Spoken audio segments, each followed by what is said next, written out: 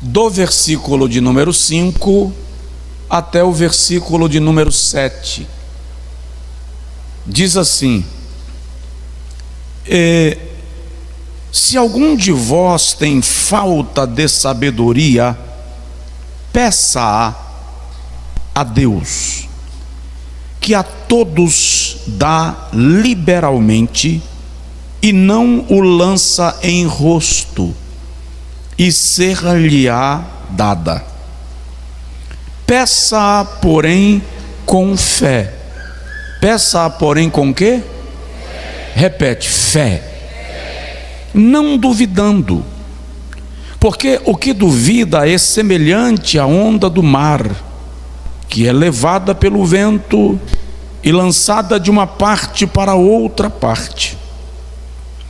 Não pense tal homem que receberá do Senhor alguma coisa. Diga amém. Agora diga comigo: Senhor, eu quero fé. Senta um pouquinho. Hoje, eu conversando com o Senhor, pedi a Ele uma palavra para comunicar ao seu coração. E a palavra que o Senhor me trouxe à alma foi esta: fé. Ainda que pareça cansativo, repete para mim: fé. O escritor da epístola aos Hebreus, no capítulo 11, versículo 7, diz que sem fé é impossível agradar a Deus. Fé e determinação são palavras interrelacionadas.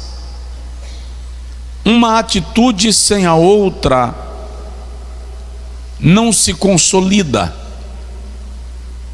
Na verdade, uma atitude gera a outra, e a falta de uma compromete a outra. A Bíblia Sagrada diz que o justo viverá da fé. O que te alimenta, o que te fortalece, o que te mantém de pé, o que te impulsiona a caminhar é a fé. O Senhor Jesus teve 5 níveis de relacionamentos. O Senhor Jesus teve 5 níveis de relacionamentos. Primeiro nível de relacionamento do Senhor Jesus, eu vou começar do mais distante para o mais próximo, era a multidão. Jesus se relacionava com a multidão. A multidão não tinha compromisso com ele. A multidão estava com ele por causa dos milagres. Para comer pão sem trabalhar, por exemplo. Um dia ele disse: vocês não me seguem porque creem em mim. Vocês me seguem porque comeram o pão que eu multipliquei. Multidão. O segundo nível de relacionamento que Jesus tinha, como eu disse, do mais distante para o mais próximo, eram os discípulos. Discípulos são seguidores. Diferente da multidão, os discípulos não estão lá apenas pelos milagres, estão lá também pelo ensino. São aprendizes, absorveram a sua doutrina, decidiram segui-lo. Óbvio que alguns o abandonaram em algum momento, mas eles eram discípulos. O terceiro nível de relacionamento de Jesus, do mais distante para o mais próximo, eram os apóstolos. Diferente dos discípulos, os apóstolos não estavam apenas nas aglomerações. Os apóstolos viviam com Jesus, subiam e desciam com Jesus de aldeia em aldeia. Eles estavam sendo treinados para dar sequência ao ministério que Jesus viera estabelecer. Bob Briner, que fora CEO do New York Times, escreveu um livro para executivos. Ele diz que com 12 homens, Jesus fundou a única organização que sobrevive a catástrofes naturais, guerras, perseguições, mudança de governo, crise econômica, epidemias e pandemias, e ela permanece viva. Só para você ter uma ideia, a China é um país fechado para o cristianismo. É proibido pregar o evangelho na China. Mas há uma previsão das missões internacionais que, apesar de o cristianismo ser proibido na China, em 2030 a China deverá ser a maior nação cristã do planeta. Ninguém para a igreja. É fenomenal, é extraordinário. Mas vamos lá, os apóstolos estavam no nível mais próximo de relacionamento com Jesus. O segundo grupo, o segundo nível de relacionamento de Jesus eram os três: Pedro, Tiago e João. Pedro, Tiago e João vivenciaram experiências que os outros não vivenciaram. Por exemplo, na hora de ressuscitar a filha de Jairo, Jesus chamou a Pedro, Tiago e João. No Monte da Transfiguração, Jesus chamou a Pedro, a Tiago e a João. Só Pedro caminhou sobre as águas, só Pedro tirou moeda de boca de peixe. Eles eram mais próximos de Jesus do que os demais, mesmo porque nós vamos perceber que eles vão exercer a liderança da igreja naquele primeiro período. E o primeiro nível de relacionamento de Jesus, que eu coloquei como quinto, mas é o mais próximo, é o de João, aquele que reclinava a cabeça no seu peito. O que isso tem a ver com fé, pastor? Calma. Eu quero que você conheça um pouco deles para a gente entrar no assunto. Por exemplo, João é chamado de o apóstolo do amor. João se torna um discipulador. João sempre abre os seus raciocínios, o seu pensamento, a sua exposição com a palavra filhinhos. Ele é carregado de amor paternal. João é um apologeta. Sua missão é combater a força do agnosticismo que estava invadindo a igreja no primeiro século. O ancião João, pastor e discipulador de Policarpo. Policarpo, que fora pastor de Éfeso, e aos 96 anos, Policarpo foi tão surrado por ordem do imperador que a história diz que os seus órgãos internos estavam expostos. E quando o algoz disse a Policarpo, discípulo de João: nega a tua fé e você sobrevive, Policarpo, aos 96 anos, surrado, disse: desde os 12 anos eu sigo a Cristo, e Ele nunca me decepcionou. Como, pois, agora eu negaria o meu Senhor e Mestre? Discípulo de João. Pedro é o outro apóstolo mais próximo de Jesus. Ele viveu experiências, falei há pouco, que nenhum outro teve. Por exemplo, só ele caminhou sobre as águas, tirou moeda de boca de peixe. Só Pedro tinha coragem de questionar as decisões de Jesus, ainda que estivesse errado, mas questionava. Pedro se tornou o bispo da igreja no primeiro século, um pastor de pastores, um líder sobre os presbíteros das igrejas espalhadas na Judéia.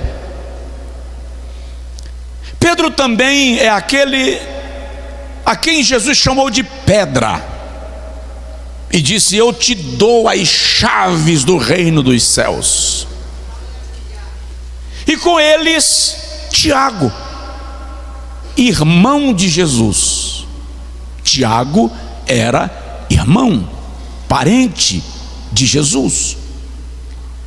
Tiago se tornou pastor e bispo da igreja de Jerusalém.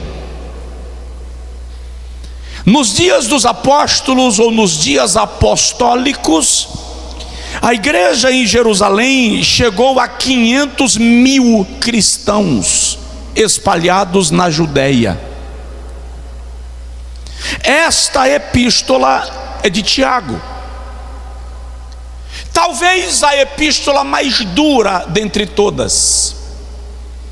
Eu digo sempre que Tiago pega um taco de beisebol, deixa passar a noite dentro de um balde de água e no outro dia sai batendo na religiosidade, na hipocrisia, no comodismo, mas ele bate com violência. Neste texto em específico, Tiago está falando sobre pedir a Deus sabedoria. Quem quiser sabedoria, peça a Deus, que a todos dá liberalmente e não lança em rosto. Mas Tiago de repente dá uma pausa na sua fala para falar sobre fé. E ele nos ensina que o único critério para recebermos de Deus as coisas que pedimos é a fé. Diga comigo novamente: fé. Bom, se você é do tipo que anota, escreve aí número 1. O que é fé? Devo começar lembrando que fé não é pensamento positivo. A fé não é nível, conhecimento intelectual. A fé não é emocional. À luz das Sagradas Escrituras, a fé é um princípio ativo, ou seja, quem crê se move, quem crê age, quem crê não fica estagnado. O escritor da epístola aos Hebreus, no capítulo de número 11, versículo de número 1, diz assim: ora, a fé é o firme fundamento das coisas que se esperam e a prova das coisas que se não veem. Ele está usando uma linguagem de construtor para dizer que a fé é o firme alicerce do prédio que você pretende construir, é o firme fundamento, é a pedra fundamental, é a coluna mestra, é a coluna de sustentação. O que o escritor da epístola está dizendo ao definir fé é que, assim como toda construção começa no alicerce, qualquer milagre começa na fé. Vou repetir: qualquer milagre começa na fé. Diz para o seu vizinho: sem fé, sem milagre. Sem fé, sem milagre. A fé, na linguagem do escritor da epístola aos Hebreus, é o elemento que ativa todas as ações de Deus em nosso favor. Daí ele dizer que a fé é a prova, é a garantia é a certeza, é a segurança das coisas que se esperam. Paulo diz na Epístola aos Romanos, capítulo 14, versículo 23, que tudo que não é por fé é pecado. Aquilo que não é por fé é pecado. Ou seja, toda a ação do crente, já diz a palavra, é crente, toda a ação do crente é movida pela fé. Eu vou fazer uma pergunta.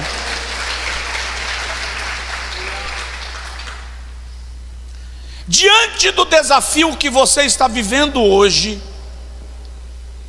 como anda a sua fé? Bom, na contraposição da fé, se você está anotando, coloca aí número 2, como você estiver anotando, a dúvida. O que é a dúvida? Bom, dúvida, para começar, não é mera ausência de fé. Dúvida é desconfiança. A dúvida te tira o foco, abala a tua certeza. Lá vai. Você já levou o seu carro para alinhamento e balanceamento? Aí eles elevam o teu carro, fazem o procedimento de alinhamento e balanceamento, pelo menos antigamente era assim, e dava aquela acelerada no carro. Sai do lugar, os pneus giram, mas o carro permanece no lugar. Orar sem fé é como querer dirigir o seu carro com o freio de estacionamento ativado. Você puxa o freio de mão, ou pisa o freio de mão, e acelera o carro e espera que ele saia normal. Orar sem fé é afrontar a Deus. Daí a Bíblia dizer que sem fé é impossível agradar a Deus. Então a minha palavra para você agora é: solta o freio. Solta o freio. Por quê? Porque a dúvida, e anota se você puder, a dúvida é a capacidade de questionar a capacidade de Deus. Dúvida é a capacidade de questionar a capacidade de Deus de fazer aquilo que Ele disse que faria. Eu vou repetir: dúvida é a capacidade de questionar a capacidade de Deus de fazer aquilo que Ele disse que faria. Diante de todas as promessas que você tem, dúvida é a capacidade, é a coragem de questionar a capacidade de Deus de fazer o que prometeu. Será que o Senhor é capaz de fazer o que disse que faria? Isso é dúvida. E a dúvida é um elemento perigoso na vida do cristão, porque normalmente ela gera murmuração. E a murmuração atrasa o teu processo. Então, eu disse outro dia aqui, eu acho que foi no culto da Santa Ceia: duvide da dúvida, nunca duvide da fé. Tem alguém na igreja? Cuidado com a dúvida, ela está assaltando a tua paz. E preste atenção em algo que eu vou lhe dizer que é sério. Todas as vezes que você duvida da capacidade de Deus de cumprir a sua promessa, você gera um Ismael. Todas as vezes que você duvida da capacidade de Deus de cumprir a sua promessa na tua vida, você gera um Ismael. Não entendi, pastor. O Senhor chamou Abrão e disse: vou te dar um herdeiro. E Abrão creu. Mas Abrão tem 75 anos. Sara já é idosa e estéril. Os anos se passam e a promessa não se cumpriu. Então Sara chegou para Abrão e fez assim: ó Abrãozinho, meu filho, já que Deus disse que vai te dar um filho, e eu já sou idosa e estéril, enquanto você ainda está ativo, deixa eu te oferecer Agar, a egípcia, e você gera um filho em Agar e cumpre a promessa de Deus. Isso foi um problemão. Aliás, foi.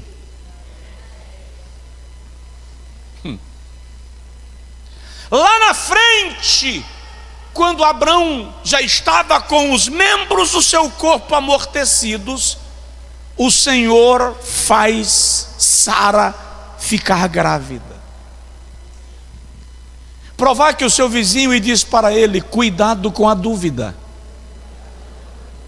Marido, cuidado com a dúvida. Esposa, não descalce a fé do seu marido. Foi o que Sara fez.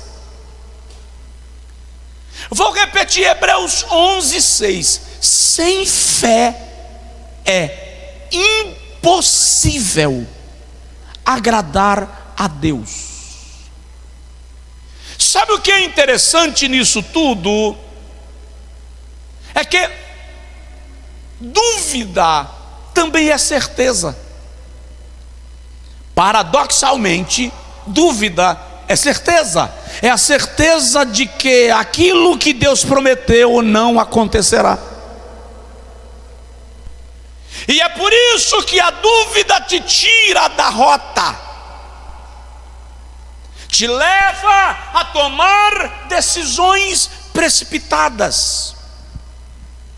Tiago diz, no texto que nós lemos, que aquele que duvida é semelhante às ondas do mar, levada pelo vento de uma parte para outra parte. E ele conclui o raciocínio dizendo: não pense tal homem que receberá de Deus alguma coisa.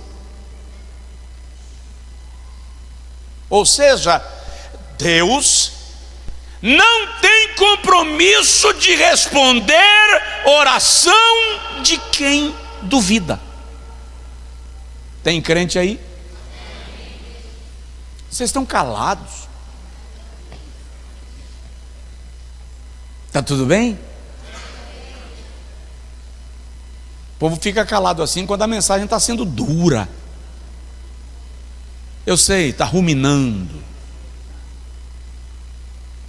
O medo gera dúvida. A dúvida gera murmuração. A murmuração tira a esperança e retarda o teu processo. Trabalhe contra a dúvida. Se aproprie daquilo que Deus te disse. Eu vou repetir. Se aproprie daquilo que Deus te disse. E vou dizer mais: não importa o que aconteça depois do que Ele disse, continue crendo no que Ele disse. Oh, aleluia! podem acontecer coisas opostas ao que Deus falou, depois que Ele fala. Depois que Deus fala, podem acontecer coisas opostas ao que Ele disse. Continue firmado no que Ele falou. Jeremias 1,12: eu velo sobre a minha palavra para a fazer cumprir. Mateus capítulo 24: passarão os céus e a terra, mas as minhas palavras não hão de passar. Números 23:9: Deus não é homem para que minta, nem filho de homem para que se arrependa. Havendo dito, o fará, e havendo prometido, o cumprirá. Pode empenar o eixo da terra, o que Jeová disse vai acontecer. Por quê? Porque é da natureza de Deus a fidelidade. Porque Deus não quebra a sua palavra. Ele diz assim: assim como os céus são mais altos do que a terra, Isaías 55:8, assim são os meus pensamentos mais altos do que os vossos pensamentos. E ele diz assim: a minha palavra não tornará para mim vazia, mas se cumprirá naquilo para que a enviei.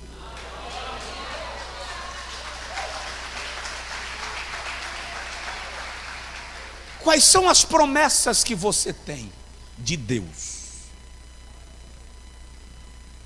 O tempo passou e não se cumpriram, e você está se perguntando se elas ainda se cumprirão. Quem fez a promessa? Diga comigo: fé. Agora diga comigo: Senhor, me ajuda a crer. Deixa eu te dar um terceiro ponto de raciocínio. A fé te leva além da esperança. Ei, às vezes a esperança acaba, mas a fé precisa permanecer viva. Dizem que a esperança é a última que morre. Na vida do crente, a fé permanece. Às vezes na sua vida tudo está contraditório. Romanos capítulo 4. Paulo diz a partir do versículo 16: portanto, é pela fé, para que seja segundo a graça, a fim de que a promessa seja firme a toda a posteridade, não somente a que é da lei, mas também a que é da fé de Abraão, o qual é pai de todos nós. Paulo está dizendo que as promessas que Deus fez a Abraão não alcançam apenas os seus filhos segundo a carne, mas também os seus filhos segundo a fé. Ah, você não deu glória a Deus? Eu vou ler de novo. Se você não der glória a Deus, eu vou ler o Salmo 119 inteirinho. Paulo está dizendo que as promessas de Deus para Abraão se cumprem também em nós, que somos seus filhos segundo a fé.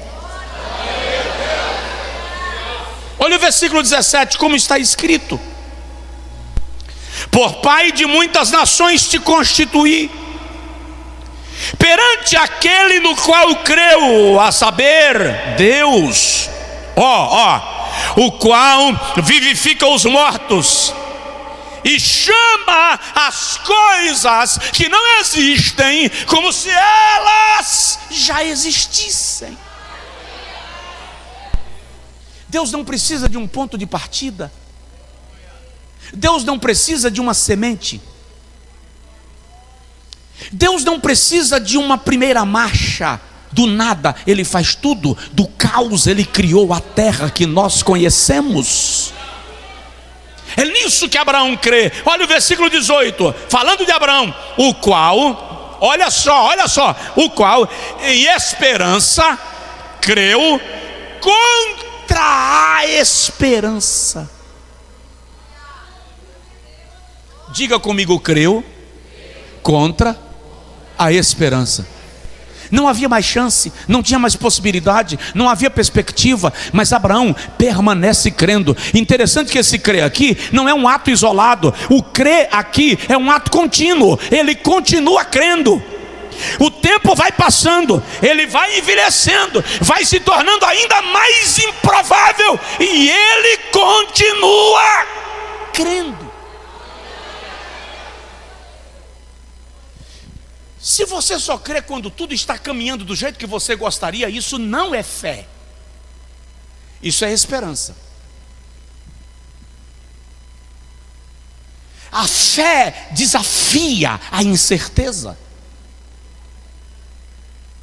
Abraão creu contra a esperança que seria feito pai de muitas nações, conforme o Senhor lhe havia dito. E olha o versículo 19: e não enfraqueceu na fé, nem atentou para o seu próprio corpo já amortecido, porque já era de quase 100 anos, nem tampouco para o amortecimento do ventre de Sara, e não duvidou da promessa de Deus por incredulidade, mas foi fortificado na fé, dando glória a Deus. Dando glória a Deus. Como você acorda? Assanhado, né, pastor? Não é disso que eu estou falando. Qual o seu estado de espírito em relação às promessas quando você acorda? Mais um dia de luta. Eu não aguento mais. Que tal você acordar assim? Um dia de vitória. Deus me dará vitória. Glória a Deus por mais um dia, mais uma chance de vencer. Seja fortalecido na fé, dando glória a Deus. Dá um tapinha de leve no irmão do lado e fala assim: dá glória, irmão. Eu não fico aqui mandando vocês darem glória a Deus não, mas dá glória. Porque glorificar te fortalece, glorificar fortifica a tua fé, glorificar te dá a certeza de que aquilo que o Senhor disse será feito. Creia contra a esperança. O versículo 22 deixa claro para nós que Deus quer que creiamos nele, tanto que o texto diz assim, Abraão estava certíssimo de que aquilo que Deus havia prometido também era poderoso para fazer, pelo que isso lhe foi também creditado, imputado como justiça. Jeová registrou, chegou no cartório do céu e disse: registra aí que ele está crendo contra a esperança. Quando ele enfraquece, ele é fortalecido dando glória. Registra. Eu quero reconhecer a assinatura, carimbar, reconhecer firma de que isso é crédito, porque ele crê. Como está a sua fé em meio ao seu problema?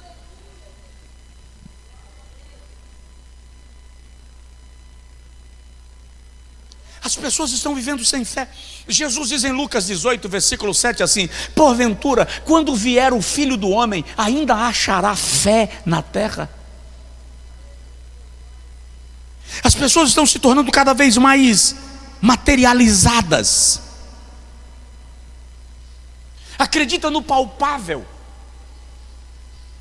Abraão creu, mesmo a natureza dizendo que não havia mais probabilidade. A fé te leva além da esperança. Ouse crer. Ouse crer. Diga para Deus: eu quero crer.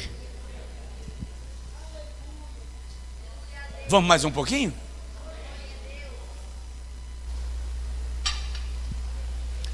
Quarto lugar, a falta de fé nos faz afundar em territórios que nós já conhecemos. A falta de fé te gera desespero em lutas menores do que aquelas que você já passou. Mateus capítulo de número 14, Jesus deixa os discípulos à beira do mar da Galileia, versículo 16, e a Bíblia diz que Jesus subiu para orar à primeira vigília da noite. A noite dos judeus era dividida em 4 vigílias. A primeira vigília das 18 às 21 horas. A segunda vigília das 21 às 0 hora. A terceira vigília das 0 hora às 3 da manhã. E a quarta vigília das 3 às 6. Ao longo da noite, o vento soprando, os discípulos foram levados para o meio do mar. Jesus está orando. A Bíblia diz que na quarta vigília, ou seja, já era mais de 3 horas da madrugada, Jesus levantou da oração e lá vem Jesus andando. Mas quando Jesus chega na beira do mar da Galileia, ele não chama os discípulos. Ele estende os pés e sai andando sobre as águas. Quando os discípulos olham no meio da neblina e vem alguém parado em cima das águas, começam a gritar: é fantasma! Fantasma! E é incrível que o desesperado perde a capacidade de discernimento. Aí Jesus grita de lá: sou eu! Não tenhais medo! Pedro olhou e disse: mestre, se é o Senhor mesmo, eu quero andar como o Senhor está andando sobre as águas. Jesus disse: vem. Pedro colocou o pé fora do barco e saiu andando sobre as águas. Mas em dado momento, Pedro olhou para as ondas, e Pedro viu a altura das ondas. Eu agora imagino Pedro dizendo assim: eu andando sobre as águas? Eu não acredito. Afundou. E Pedro grita: mestre, socorro! Presta atenção, qual era a profissão de Pedro antes de seguir a Cristo? Repete: pescador. Você já ouviu dizer pescador que não sabe nadar? Então por que Pedro, em vez de pedir socorro, não nadou? Porque quando você perde a fé, até as tuas habilidades são anuladas. Quando você perde a fé, até aquilo que você sabe fazer, você não consegue. Você se perde em território que você transita. Se atola em lama que você antigamente passava por cima. Não deixe a fé faltar. Jesus estava indo para a casa de Jairo, Marcos capítulo 5. Uma mulher que tem uma hemorragia interna para o mestre, ela é curada. Não vou tomar tempo com ela não é o foco aqui agora, mas isso toma tempo. E lá Jairo está lá: oh Jesus, vem rápido, minha filha está morrendo. E Jesus está conversando com a mulher na maior tranquilidade. De repente alguém chega e diz assim: Jairo, não precisa mais incomodar o mestre, tua filha já morreu. Jesus olha para Jairo e diz: não temas, crê somente.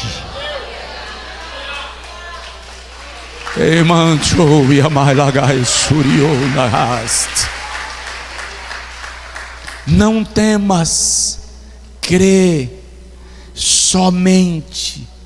Diz aí para o irmão perto de você, por favor: não temas, crê somente.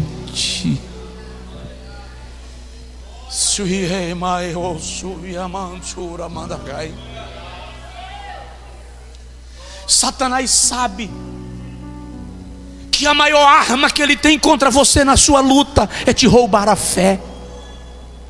Então não deixe que ele a tome de você. Tem um camarada na Bíblia, eu gosto dele. Talvez ele seja o camarada que mais se assemelha à nossa realidade. Jesus está descendo do Monte da Transfiguração. O filho daquele rapaz é possuído por um espírito que o joga no fogo e que o joga na água. E ele diz a Jesus: eu trouxe para os seus discípulos libertarem meu filho, e eles não conseguiram. Jesus disse: eu posso, se você crer. Ele disse assim: Senhor, eu creio. Se fosse um texto que eu estivesse digitando, eu colocaria lá entre aspas: Senhor, eu creio. Reticências. Porque eu imagino aquele rapaz dando uma respirada profunda para extrair uma verdade que é a sua realidade. Porque ele diz assim: mas me ajuda na minha incredulidade. Mas ele não disse que crê? O que eu consigo imaginar é aquele rapaz dizendo: Senhor, eu creio. Mas quando o negócio aperta, eu fico na dúvida. E Jesus curou o rapaz. Presta atenção. Quando você enfraquece, você não afronta Deus. Mas quando você encontra força para questionar a capacidade de Deus, aí sim, você o afronta. Não deixe a dúvida lhe afogar. Não deixe a dúvida lhe consumir. Tem gente me ouvindo em casa que está desviado, sem ir para o mundo, desviado, sem abandonar a vida cristã, perdeu a fé, não crer mais. Deus não vai fazer, não tem como. Eu acho que Deus me virou as costas. E eu venho lhe dizer que Deus jamais vira as costas para um filho seu, para uma filha sua. Você é que perdeu a capacidade de crer, porque a nuvem tirou a tua visão, mas há um facho de luz aceso do outro lado, e Ele está dizendo: não temas, crê somente.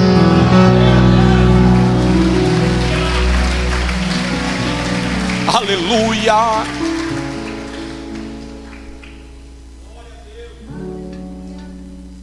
Já estou concluindo. Segundo lugar, penúltimo lugar, a fé te leva a viver acima das circunstâncias. A fé ri da tristeza. A fé vê vida na morte. A fé sabe que Deus está no controle, ainda que você não entenda. Tiago diz que aquele que pede sem fé é semelhante às ondas do mar, sacudido, vai e volta, mas não sai do lugar. Sem fé você não sai do lugar. Você fica travado. A fé vai te levar a viver acima das circunstâncias da tua vida. As experiências azedas que você tem passado te tornarão mais experimentado. Estão te treinando para um outro momento e para um outro tempo.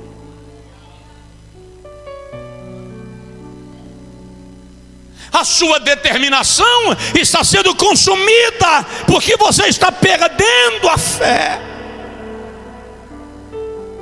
Então deixa eu te falar, para de blefar. Se você crê, para de blefar. Para de dizer que vai fazer e não faz. Para de dizer que não vai fazer e faz. Se você crer de verdade, assuma a postura de quem crê e se mova na direção. Largue mão de ser crente 6 horas. O que é crente 6 horas, por exemplo? Amanhã 6 oram por mim. No ciclo de oração, vou não, 6 oram por mim. Vamos para a escola bíblica, estou sem vontade, 6 oram por mim. Levante, tome pé, entre na presença de Deus. Deus está esperando um gesto seu. Estou sem vontade de orar, pastor. Ora sem vontade. Mas eu não sei nem o que dizer. Não diga nada. Como não diga nada? O meu Pai, o vosso Pai, sabe do que necessitais, sem mesmo que abram a vossa boca. Apenas entre na sua presença. Pare de chantagear Deus. Já vi pregador dizer: se Jeová não fizer nesta manhã, eu vou rasgar a minha credencial. Oh, Jeová ficou assustado.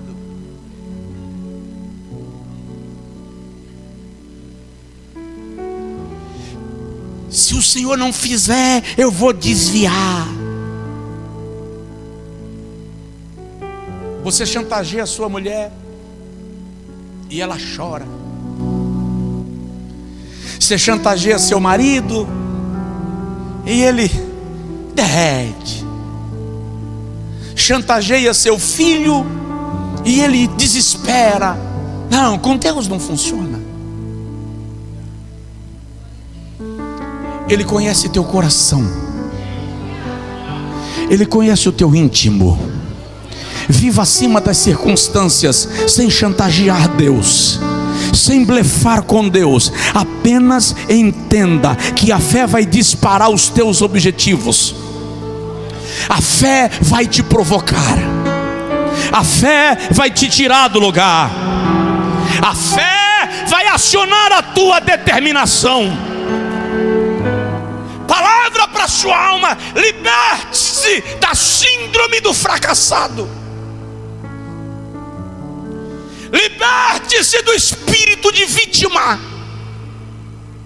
Liberte-se da síndrome do impostor.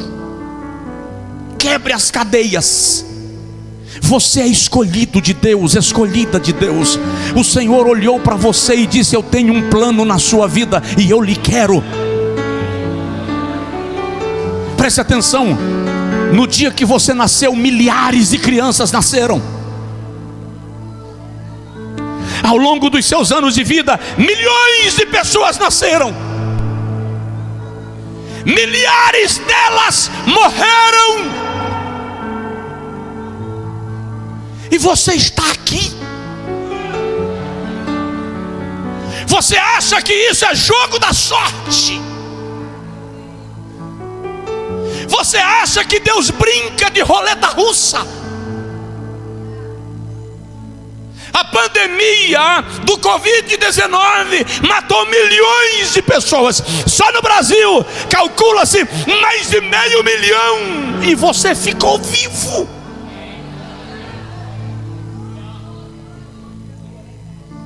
Você realmente acha que os que morreram eram menos espirituais do que você? Você realmente acha que os que morreram eram menos crentes do que você? Não. Eu e tu fomos poupados porque Deus olhou para nós e disse: eu tenho algo a fazer na vida dele ainda, eu tenho algo a fazer na vida dela ainda, e nada vai fazer curva naquilo que eu estabeleci, nada vai impedir o agir de Deus na sua vida. Recebe essa palavra, recebe essa palavra, recebe essa palavra. Você que está em casa, você que está aqui no templo. Ei, Raiassura Bagai, Anamai Lovassuri Ebassora Mandora Mandagas. Cadê os crentes batizados com o Espírito Santo dessa igreja?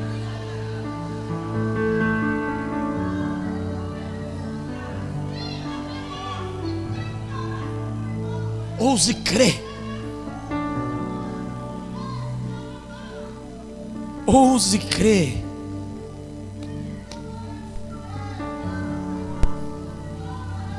Ah, pastor, se você soubesse o que eu tenho passado, pastor, eu não sei. E quem disse que eu saber resolve alguma coisa? Mas Jeová sabe. Creia. Creia, porque, concluindo, a fé vai gerar em você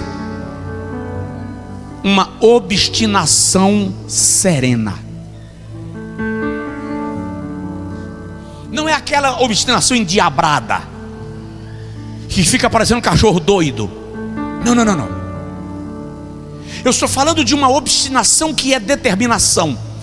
O livro de Jó diz assim: se tu determinares um negócio, seja firme, e a luz vai brilhar em teu caminho.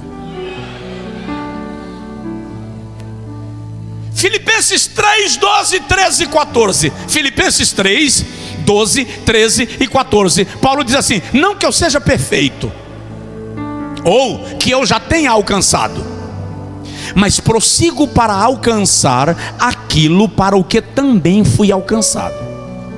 Eu acho esse versículo espetacular. Olha que trocadilho lindo. Não que eu seja perfeito, ou que já tenha alcançado, mas prossigo para alcançar aquilo para o que também fui alcançado. Pelo quê? Esquecendo-me das coisas que para trás ficam, prossigo para as que estão adiante de mim, prosseguindo para o alvo, pelo prêmio da soberana vocação de Deus em Cristo Jesus. Tem gente me ouvindo agora que não consegue andar porque está preso no passado, está olhando para trás. Você olha demais o retrovisor, você olha demais o que ficou para trás. Você fica ouvindo as palavras que te feriram, as acusações que te fizeram, as ameaças que você ouviu. Você fica ruminando, repetindo, gerando eco. Em nome de Jesus, levanta os teus olhos e olha para frente.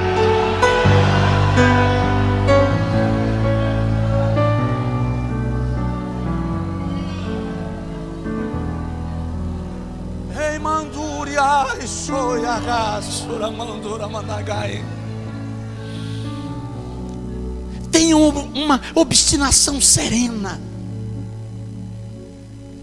Não pare só porque alguém lhe criticou.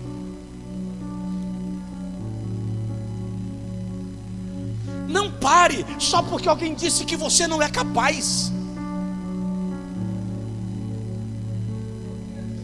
Não desista só porque alguém disse que isso não é para você.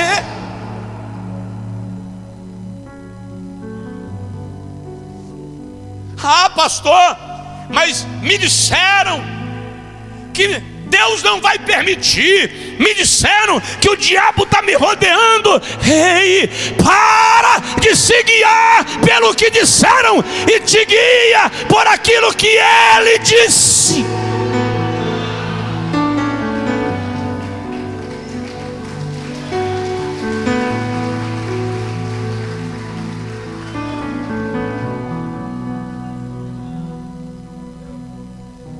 Seja obstinado.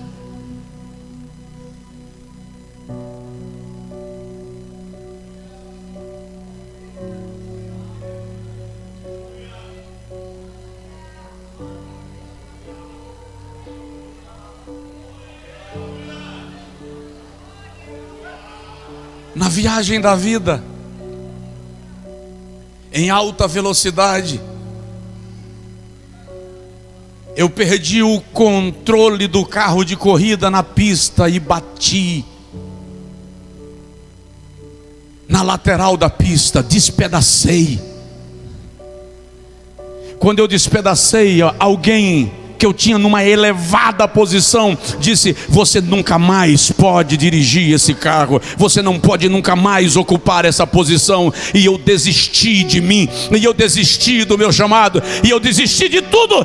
E um dia eu estava sentado conversando comigo mesmo e dizendo: não posso, não vou, não farei. Ouvi a voz clara do Espírito de Deus em meu ouvido dizendo assim: quem te chamou fui eu.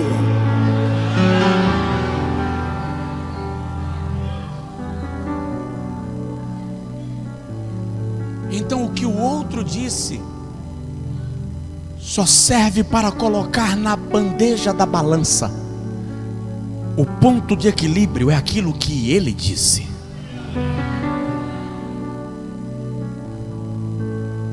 Seja excelente naquilo que você faz. Resolva o que você quer da parte de Deus. Vou repetir: defina o que você quer da parte de Deus.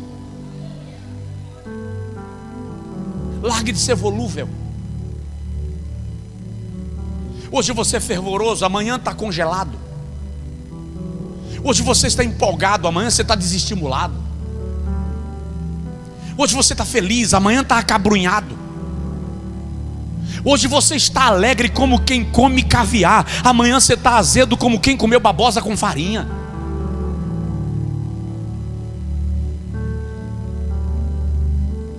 Coloque uma linha, estabeleça um alvo e diga: eu vou caminhar.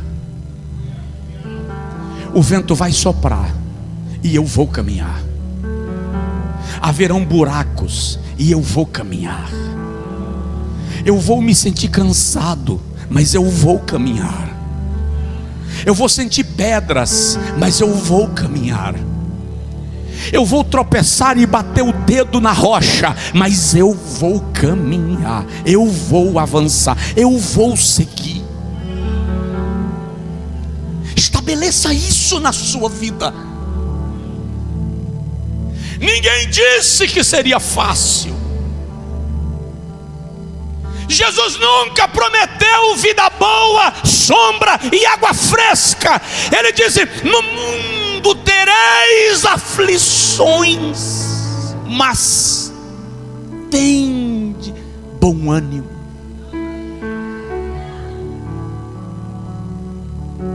Pessoas vão lhe abandonar,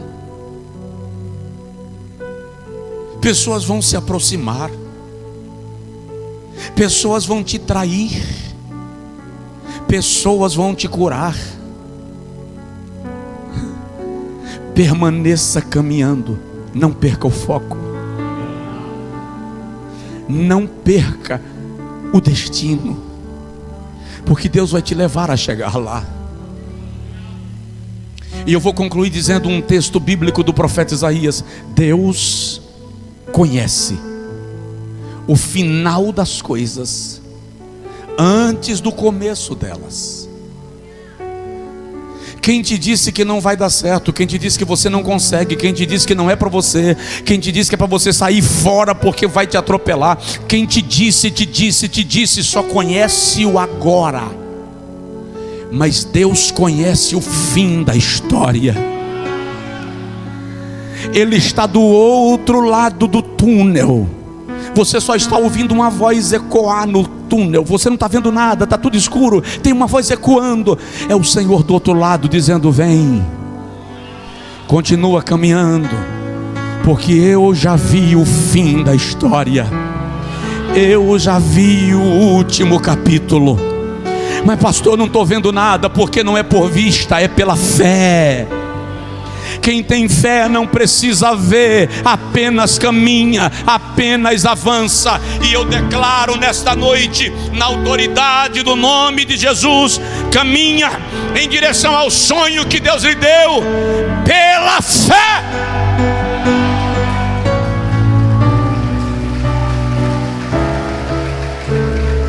Fica de pé, por favor. Pela fé.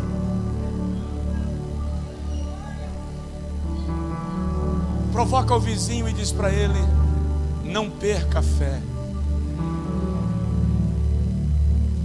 Creia.